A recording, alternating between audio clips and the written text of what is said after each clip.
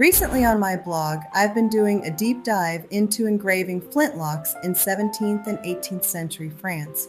My goal is to blend the old and the new by recreating some of the beautiful Renaissance designs onto modern firearms using modern techniques. For this design, I picked the works of de la Collombe, an artist active in Paris between 1705 and 1735, whose works were published in the engraving pattern books of the time. The firearm we will be engraving is a Rossi Rio Bravo 22 lever action. To adapt the design, we enlisted the help of Google Gemini. I provided it with the photo of the receiver along with these de la Collombe art samples.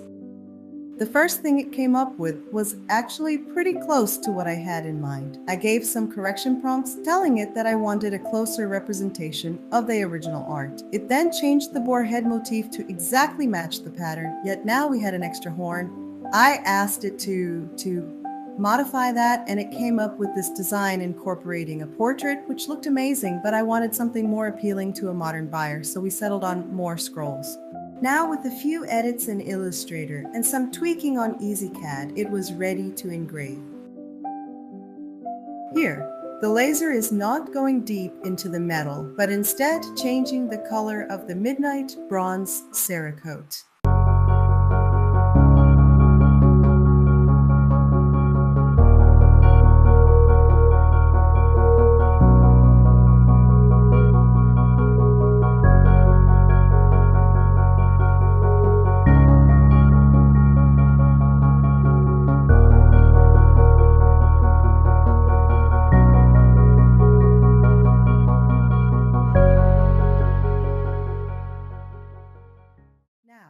For the next side, we repeated the process, only this time Gemini struggled a bit more. My initial prompt was to create the art in black and white to make the image trace in Adobe easier. However, that seemed to confuse Gemini. What seemed to work better was to have it visualize the final product first and work back toward a version that I could take into Illustrator.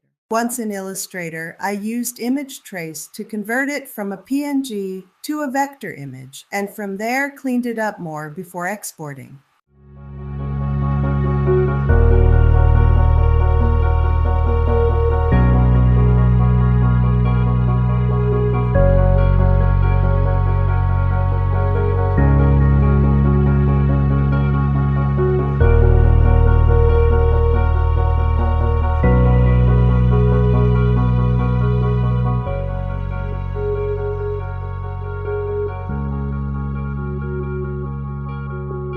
Now with it in EZCAD, I traced the template onto the receiver, made the necessary edits, and hatched one section for the light bronze effect and another hatch for the black.